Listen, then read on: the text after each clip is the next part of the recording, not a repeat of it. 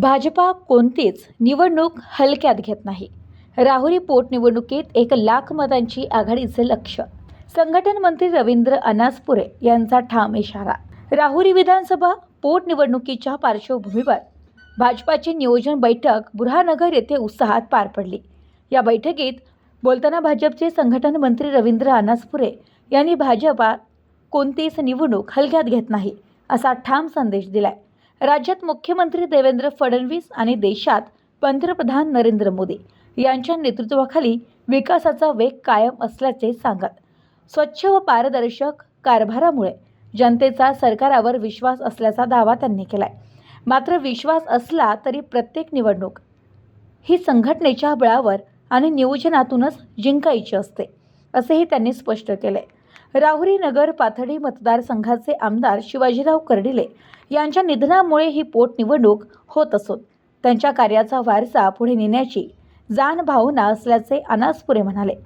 उमेदवार तुमच्या मनातला दिला जाईल असे आश्वासन देत त्यांनी किमान 1,00,000 मतांची आघाडी घेऊन विजय मिळविणे हीच कर्डिले यांना खरी श्रद्धांजली ठरेल असे प्रतिपादन केले. तर बूथ प्रमुखांनी वाढलेले आणि घटलेले मतदान याचे चिंतन करून प्रत्येक मतदारापर्यंत योजनांची माहिती पोहोचवावी असे आवाहनही त्यांनी केले. यावेळी जिल्हा बँकेचे संचालक अक्षय कर्डिले यांनी भावनिक शब्दात कार्यकर्त्यांना संबोधित केले.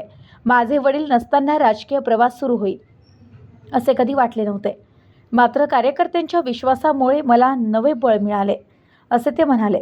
गेल्या काही महिन्यात जनतेच्या सुखादुःखात सहभागी होत असल्याचे सांगत ही निवडणूक संघटितपणे लढवून स्वर्गीय शिवाजीराव कर्डिले यांच्या 30 वर्षांच्या कार्याची पावती निकालातून मिळवू असा विश्वास त्यांनी व्यक्त केला. बैठकीत अनेक पदाधिकाऱ्यांनी एकमुखाने अक्षय कर्डिले यांच्या उमेदवाराची मागणी केली. या बैठकीस जिल्हाध्यक्ष दिलीप भालसिंग, नगराध्यक्ष अनिल मोहिते, भाऊसाहेब बोठे, रभाजी सूळ यांच्यासह अनेक पदाधिकारी व कार्यकर्ते मोठ्या संख्येने उपस्थित होते. गल्लीपासून दिल्लीपर्यंत भाजप हा नारा देत संघटनेची एकजूट अधोरेखित करण्यात आली.